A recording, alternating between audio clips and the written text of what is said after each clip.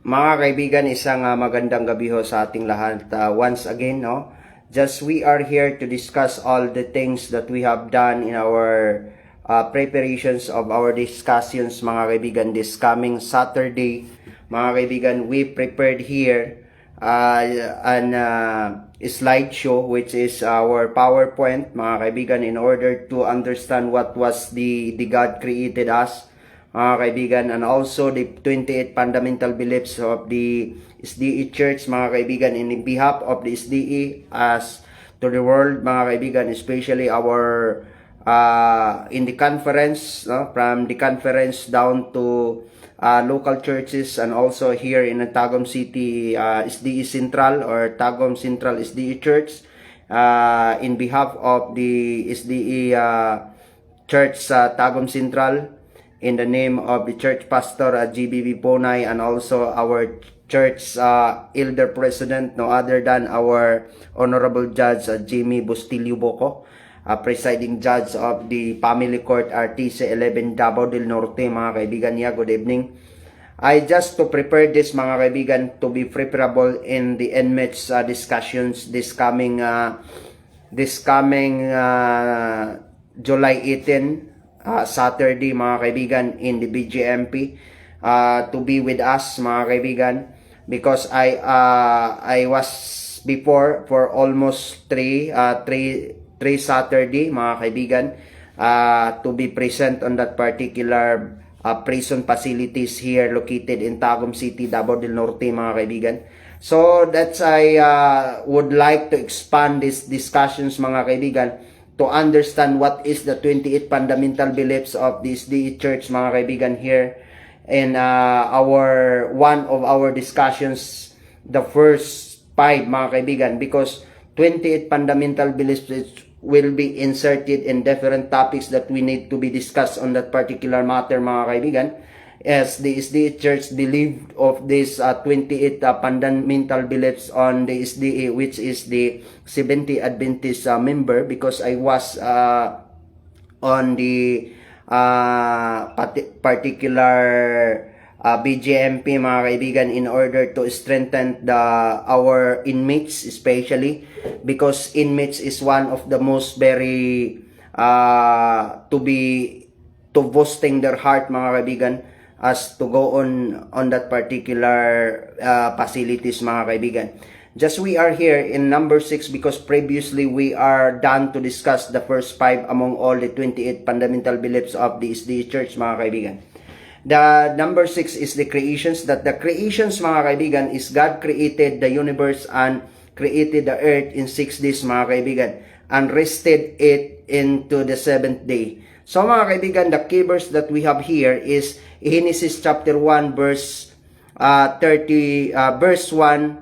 until 31, and the Genesis chapter 2 verse 1 until 3, and the Exodus chapter 20 verse 8 until 11, and the Psalm chapter 33 verse 6 until 9, mga kaibigan. So, to proceed, in number 7, in nature of the humanity. The nature of humanity, mga kaibigan, the human beings were be created in God's image, within that within that ability to think, to choose, to love, and to relate the God creations. The sin damaged to human natures and brought the separations from God and suffering and death, mga kaibigan. So, the people are valuable because they are God's creations, mga kaibigan. Yet, all need God's grace and restorations among all. The key verse here is Genesis chapter 1 verse 26 until 27.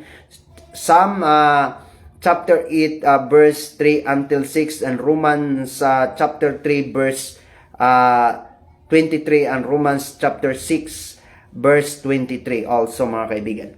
So, the number 8 is the great controversy. The Adventists believe that the spiritual conflict exists between the Christ and Satan. That this conflict, mga kaibigan, will be begun with the rebellion against God because of the pride, mga kaibigan, and it is a sin on earth through sinful and deception, injustice, and suffering, mga kaibigan. That the God's created and the God's character, mga kaibigan, that loves, challenge, but Christ is life, death, and resurrection show as to that the God is righteous, loving, and victorious, mga kaibigan. In Revelations, the key verse is Revelation chapter 12, verse 7 until 12. And also Genesis chapter 3, verse 1 until 15. John 12, verse 31 until 32. Ephesians 6, verse 10 until 12, mga kaibigan. The number 9 among all 28 beliefs of the SDA, mga kaibigan, are the life, death, and resurrections of Christ. That Jesus Christ living on that perfectly, or the perfect obedience to God, and died voluntarily for the sin of the world, and rose for the victories, or the victory, mga kaibigan. His sacrifice makes the forgiveness the possible and rebels the God's justice and mercy. So, through Jesus Christ, mga kaibigan, believers receive a reconciliation and with God, hope, and eternal life. Our key verse here is Isaiah chapter 53, verse 4 until 6, and John 3:16, Romans 5, verse 8 until 10, and 1 Corinthians 15 until verse 3 until 4. Mga kaibigan, the number 10 is the experience of the salvation. That the salvations, mga kaibigan, believe that this DA is a God gift, mga kaibigan, no? Is a gift from the God to be received by grace through the faith of Jesus Christ. Because God forgives the sin, gave a new heart, and also to begin transforming that the person's life, mga kaibigan. That to good works, mga kaibigan, that the person's life is to be saved, mga kaibigan. So, good works do not earn by salvations. They are the result of the faith and the changing of our lives, mga kaibigan. The key verse is our Ephesians chapter 2, verse 8 until 10, and John 3:16, Romans 3, chapter 21, verse 26, and 2 Corinthians 5, and verse 17. So just we are here in order to discuss for what is the Bible itself, to continue this, mga kaibigan. The Bible, mga kaibigan, consists for, it is a biblical, or Bible itself is a foundations of the collections of the sacred religious texts and writings, mga kaibigan, for the Judaism and Christianity, derived from the Greek word ta Biblia.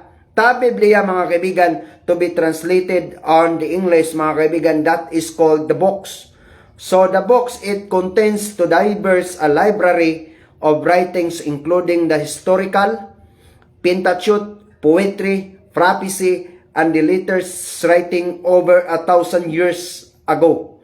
And also we have the keynotes here, that the Old Testament and the New Testament, which is the Old Testament is consisting of 39 books, mga kaibigan, that the New Testament is consisting of 27 books, mga kaibigan, more or less, mga kaibigan, will be carried out the 31,102 verses and 1,189 chapter, more or less, on different more version and translations of the Bible. That is the Bible, mga kaibigan. It consists for the 66 books, but according to some historian, is consisting for 88 books. I do not know, because I am not expert. I am not one of those expert to be delivered on this particular matter, mga kaibigan. But I am here in order to reiterate these informations, especially that this books of knowledge, the books of biblical foundations to humanity in the highly civilized, mga kaibigan, is consisting of the two major covenant, which is the Mosaic Law and also the Messianic Law, mga kaibigan. So, we have here the questions, what is the first word in the Bible? Exists, mga kaibigan. The first word in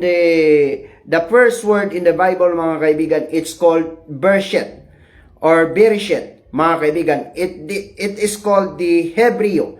It is a Hebrew word that will be found on the Genesis, mga kaibigan, to be translated into English. It's called in Genesis, in the beginning. So, the key verse here is our Genesis chapter 1, verse 1. In the beginning, God created the heaven and the earth. So, that is all about the first word in the Bible. So, the Bible, mga kaibigan, is consisting, what is the last word? What is the last word of the Bible, mga kaibigan? So, according to this, mga kaibigan, the Bible there is a last word called Amen. It is the final word of the Bible, mga kaibigan, that consists that the book of Revelations. It means the grace of the Lord Jesus be with all. Amen. A closing of benedictions, blessing all believers until Christ's return. The key verse here is Revelation chapter 22, verse 21. That it said, the grace of the Lord Jesus be with God's you all. Amen. So that is the last word of the Bible. So, we have also to discuss about the Bible and the human life. That the Bible teaches that every human being is created by God with His own likeness, dignity, purpose, moral, responsibility, like relationship with God, family, and marriage, mga kaibigan, works, and stewardship, justice, mercy, love and forgiveness, wisdom, integrity, hope, and eternal life, mga kaibigan. When we say God created man in His own likeness, mga kaibigan, it will be found in Genesis chapter 1, verse 27. So God created man in His own likeness. But some others questioning, why others not completed? If you go on to understand this verse, mga kaibigan, chapter 1, verse 27, just to be found what this meant to be, mga kaibigan. In Genesis chapter 28, verse 16 until 19. And Genesis chapter 32, verse 24 until 30. From the beetle to the pineal gland, mga kaibigan, that is the God mentioned that He created man in His own likeness or in His own image, mga kaibigan. So, you mentioned that, mga kaibigan. So, the Bible and the governance. The Bible teaches that the presence of the government in the institution permitted by God to maintain the justice, the peace and order, the purpose of the government, characteristic of the godly government, and the duties of all citizens, mga kaibigan. Because God's under of the Mosaic law, mga kaibigan, because Bible is consisting in the Mosaic law, mga kaibigan, consisting more or less 613 commands in the Old Covenant, and with the fundamentals which is called the foundations of the commandments is the 10 commandments, mga kaibigan, that will be written in the 2 tablets of the stone. Just we are here to discuss this, the governance, the Bible and the governance. In Romans chapter 13, verse 1 to 4, Isaiah 1, verse 17, Proverbs chapter 4, verse 34, Exodus chapter 18, verse 21, Micah chapter 6, verse 8, Psalm chapter 82, and also Romans chapter 13, verse 6 until 7, and 1 Timothy chapter 2 verse 1 and 2 and Acts chapter 5 verse 29. So, the dominion in the Bible, mga kaibigan, that the Bible mention of the dominion, mga kaibigan, it teaches that the Bible teaches that the first command given to the humanity was on the dominion. Dominion does not mean to exploitation or the tyranny. It is not called to damage the creations. A biblical dominion means a responsible of the stewardship under the God's authority to manage all the creations and includes the caring of what God's entrusted to us. Not to destroy, not to destruct everything, but we need to manage all dominions of that, mga kaibigan. The key verse is chapter 1, verse 26 and 28 by the Genesis. Genesis 2, chapter 15. Let them have dominion over the creations and tend and keep it, mga kaibigan. Jesus' dominion in the Bible. The Jesus teaches that the Jesus Christ redefined the greatness. True leadership is a servant leader. That the truthful about leadership, mga kaibigan, it's called as servant leadership, mga kaibigan. Christ demonstrated dominion all over through love, service, sacrifice, humility, truth, and He is called King of Kings and Lord of Lords, mga kaibigan. His kingdom is founded in the righteousness rather than the oppression, mga kaibigan. Rather than the oppressions. That the key verse here in Matthew chapter 20 verse 26 until 28, that Jesus, mga kaibigan, there is Jesus in chapter 20 verse 26 until 28, Jesus taught that true greatness comes through the serving others.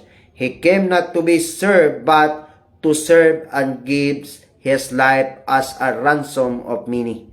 So that is Jesus Christ, mga kaibigan. The dominion given to the believers. The Bible teaches that through Jesus Christ, the believers are called to exercise spiritual authority over the sin and to live faithfully, live with holy, care for God's creations, serve others, spread the gospel, and seek the justice and mercy. This authority is to be given to exercise the dependence on God, not the personal power, mga kaibigan. So that is all about these things, mga kaibigan. We will discussing about the Bible. It's all about the future dominion that the Bible teaches, that the Christ will be ultimate reign over all creations. God's originally purpose for will be fully restored in His eternal kingdom. The key verse is Revelations 11 chapter 15, that the God said, the kingdoms of this world have become a kingdoms of our Lord and of His Christ, and He shall reign forever and ever.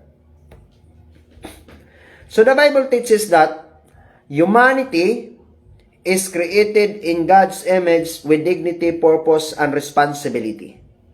Mga kaibigan, the government established to uphold justice, peace, and the common good under the God's moral authority. The dominion is calling the faithful stewardship of the creations and servant leadership, not dominion or the exploitations of the creations. Jesus Christ will be the perfect example of the righteous leader, and the kingdom will be ultimately bring perfect justice, peace, and restorations. The key verse is chapter 1, verse 26 in the Genesis, mga kaibigan.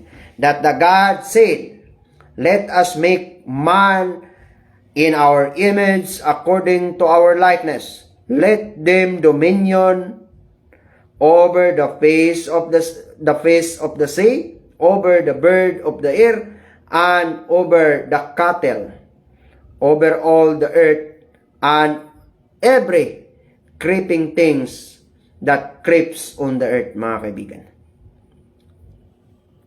The dominion is a biblical dominion, means the humanity entrusted by God with the responsibility to care for the perfect and the wisely managed all over the creations, and it is called to serve as a faithful stewards, not to exploit or destroy the creations on the earth, mga kaibigan, by our Father who art in heaven. That through a good dominion, mga kaibigan, it reflects that the God's love, justice, wisdom, and compassions for every living creature and also the environment is the same.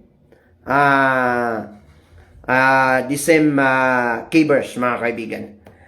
So, we have here, mga kaibigan, in order to understand, to value our life, to asking about the value, what is the value of life, what is the purpose of life, mga kaibigan.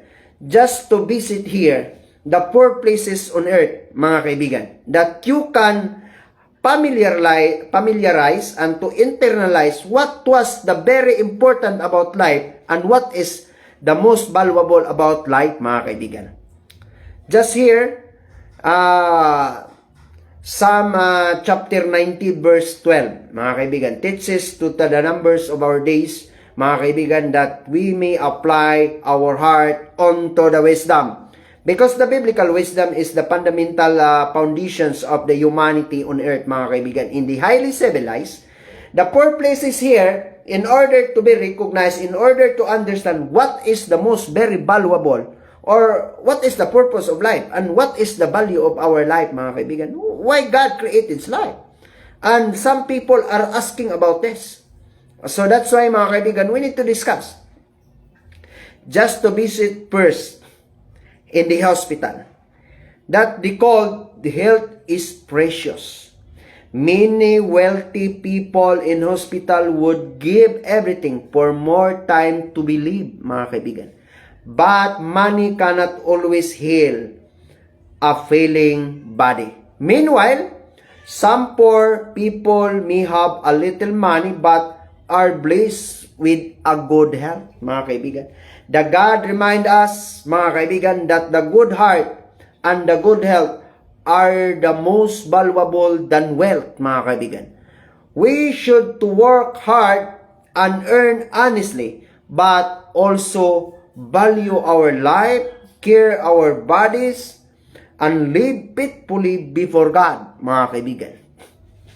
So if you want to ask, what is the value and what is the purpose of life? Visit first, hospital. There is a lot of people there to give, to expend, and willing to spend millions of money, and you spend for everything, because there is a lot of money, there is a lot of wealth. But their bodies are failing to accept their money, mga kaibigan, because the functions and the main organs of the body cannot accept money because it is a failure. Like say for example, the failure of the kidney, the failure of the lungs, the heart, and many others. That's why health is the most precious. If you want to ask what is the value of life, what is the purpose of life, visit this hospital. The key verse is 3 John verse 1 to 2. Chapter 1 verse 2 to 3, mga kaibigan. That the God said, Beloved, I wish above all things that thou mayest prosper and be in health, even as the soul prospereth, mga kaibigan. The second, that you can to analyze and to internalize what is the value of life, mga kaibigan. Prison facilities. Freedom is the most blessing, mga kaibigan. In the prison, mga kaibigan, we realize that even a small wrong of actions can take our peace of mind. Freedom is a precious blessing when we have no guilt or offense against the society. If we don't have any derogatory records, we don't have any warrant or any case to be filed in the court, mga kaibigan. Yet the prisons can also become a place of change, mga kaibigan.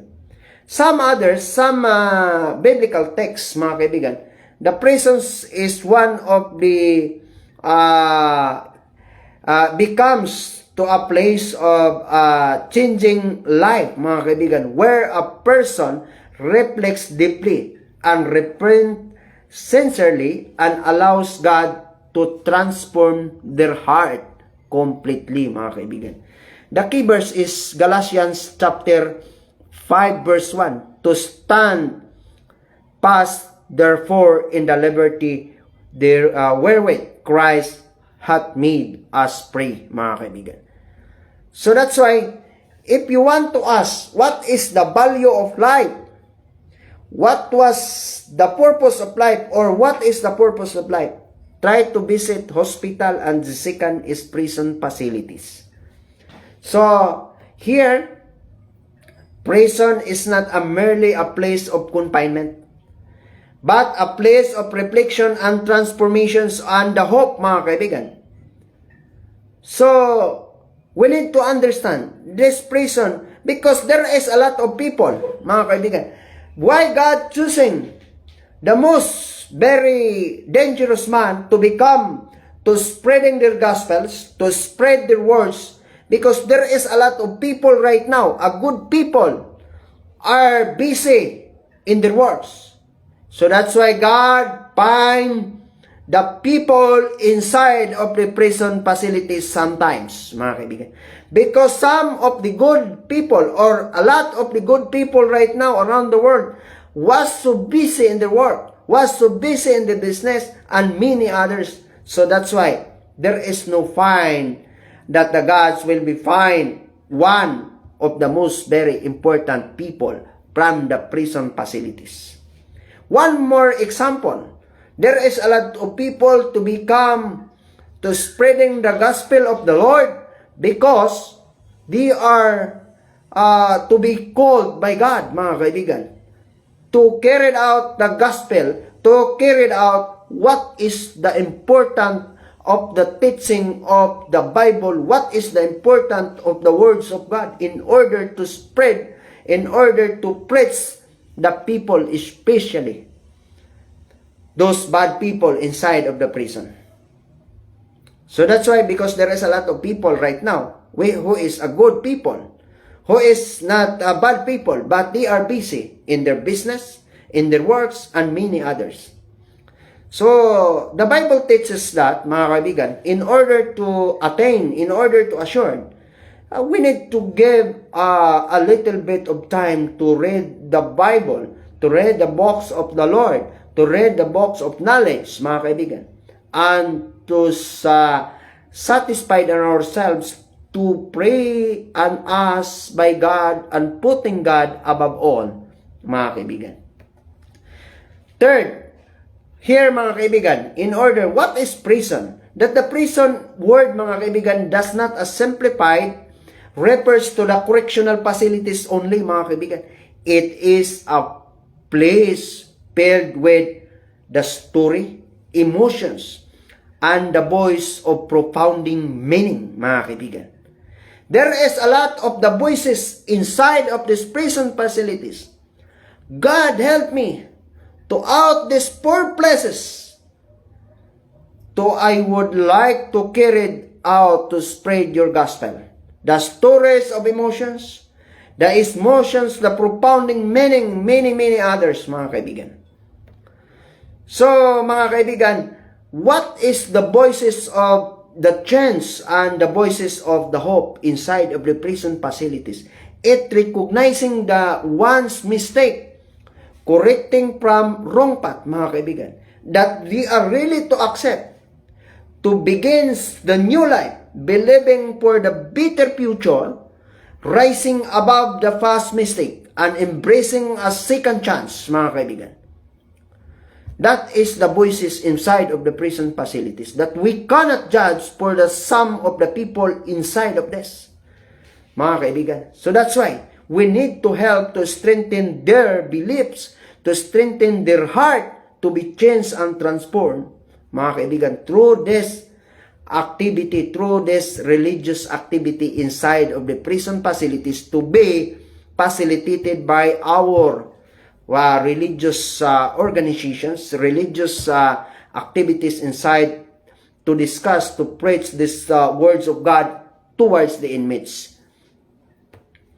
So, the voice of repentance inside of the prison facilities, it is a willingness to change, honestly committing one's mistake and admitting this, mga kaibigan, as a one mistake, accepting the responsibility and making a firm commitment of transformation in their life.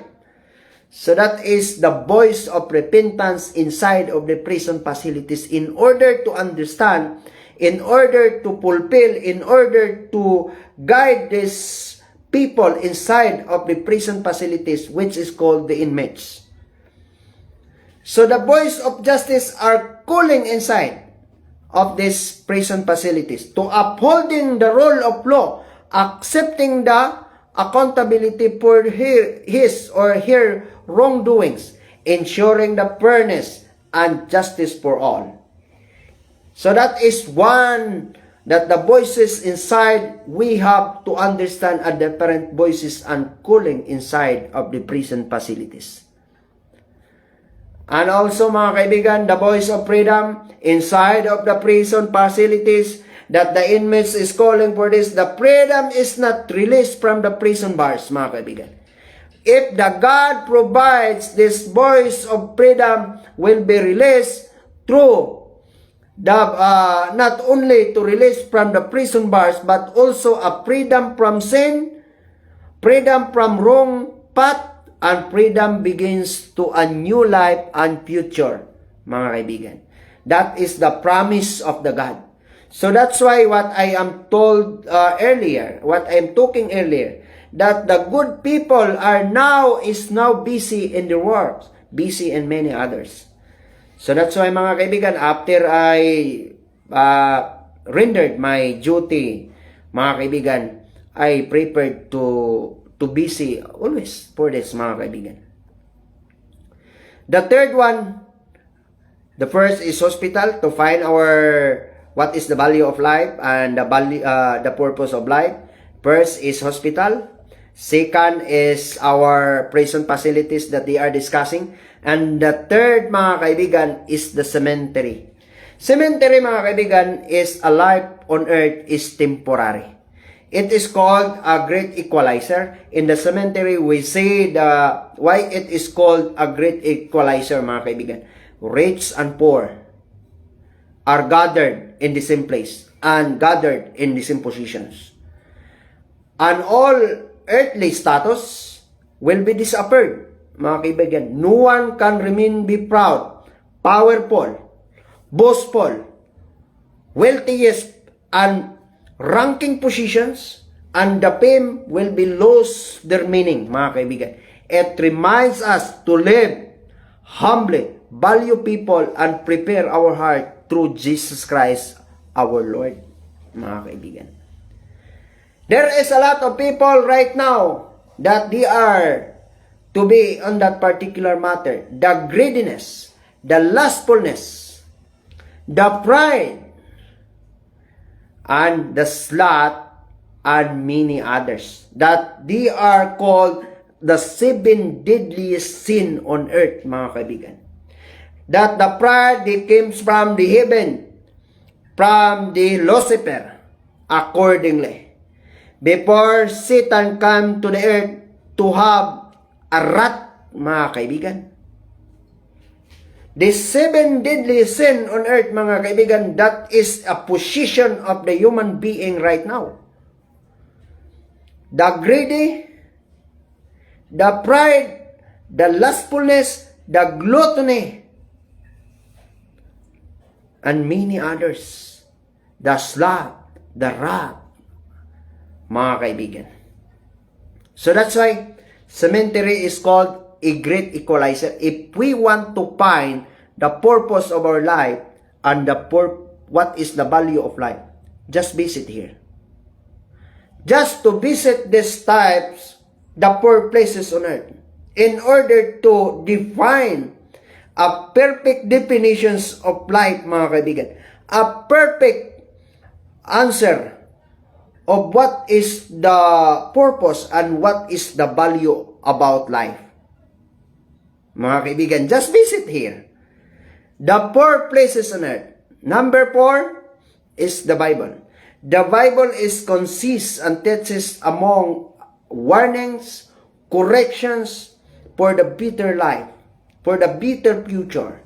If we want to be a good person, if we want to be a good man on earth, mga kaibigan, just visit here the Bible. Read the Bible.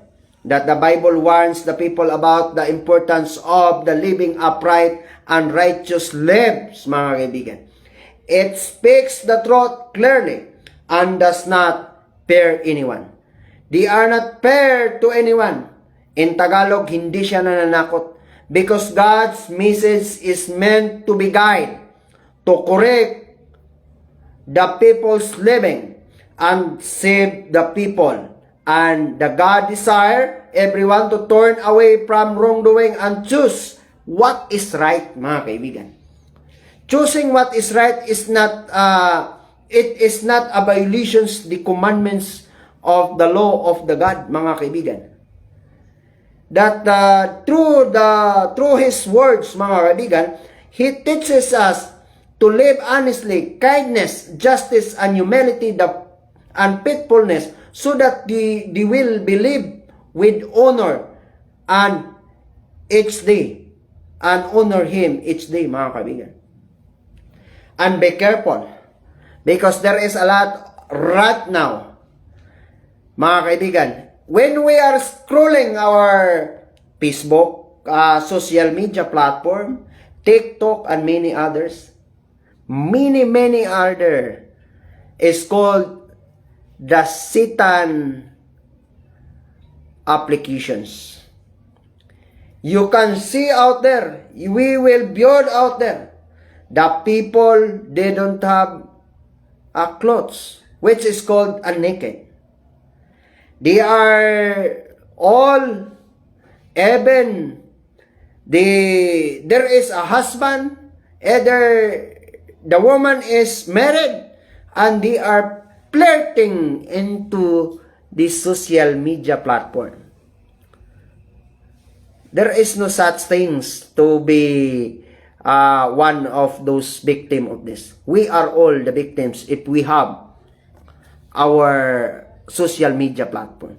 So that's why the commandments of God is very clearly, mga kaibigan. We need to protect and guard our mind, to guard our lips, to guard our heart, mga kaibigan, in order to fight this evilous creation right now by the human.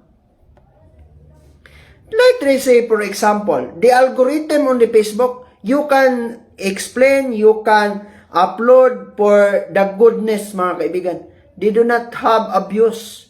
They do not to be a popular. They do not to be more views, to gain a more views, more engagement, mga kaibigan, especially Facebook, YouTube, TikTok, and many others.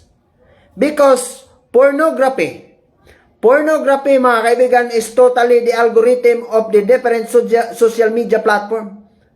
If you want to understand on it. So that's why, just guide our children's, our nephews, our neighbors' children, to be fight among all these creations, mga kaibigan. Especially your children, your nephews, as a guardians, mga kaibigan, just to be mindset this, to be set this children's doing, mga kaibigan, especially Roblox, mga kaibigan. If we want to be visit these 4 places on earth, mga kaibigan, to done our value and the purpose of life will be discussed, mga kaibigan. Just to be continue, mga kaibigan. how to fight these evilous things in this earth, mga kaibigan. It is not part of our living, or it is, we are on that living. The answer is yes. We are now on that living. That the living of these evilous things, the evilous creations right now, mga kaibigan, is so very rampant. It's so very, not means to say, in the developing gadget generations, mga kaibigan. We understand on that, mga kaibigan. If you want to study in nature of our gadget generations, the AI is already exists there. The DeepSeek, mga kaibigan, even your picture will be uploaded in different version, mga kaibigan.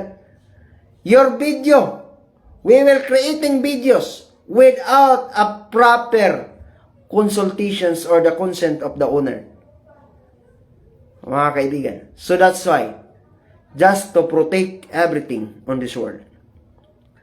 Let's say, for example, your children are doing and using a many, especially Roblox. The 764, the online cultisms, and many others are already present right now and very rampant. There is a lot of the children are committing in many evilous things in this world, not only here in the country, but around the world. 764 and many others online group predators are sanctioned by United States of America, if you want to research on that. So try to visit, try to understand what is the purpose of life. The purpose of life, it's all about to understand the things, either bad or good, in order to categorize on that. I would like to ask all of you here, in order for you to understand, that these things is not our responsibility, but it is our ability to fight these evilous things in this life, mga kaibigan. God teaches that in the Bible that they are promoting not for the favoritism, but also for the strong character in order to fight and to have ability to choose between the good and evil. That's the God's purpose. No other than things, mga kaibigan. So, that is all about that they are discussing right now. This topic will be discussed this coming Saturday in the prison facilities, mga kaibigan, in order to understand that there is a lot of people that they need, because human life is not all about the brain. The people does not to believe about the brain, but also the words of God. We need on that every day, mga kaibigan. Just to choose either bad or good, but we need to choose this everything good in our life. Especially when we are motivating others, that ourselves is not on that particular matter, as we are not a perfect, but trying hard to understand this, trying hard ourselves, especially for those people are so busy right now in their business, in their choosing work, in their hard work, mga kaibigan, like us, like me. So, even though, mga kaibigan, so, that's all about these things, mga kaibigan. So, thank you so much for those people are on that matter. So, salamat.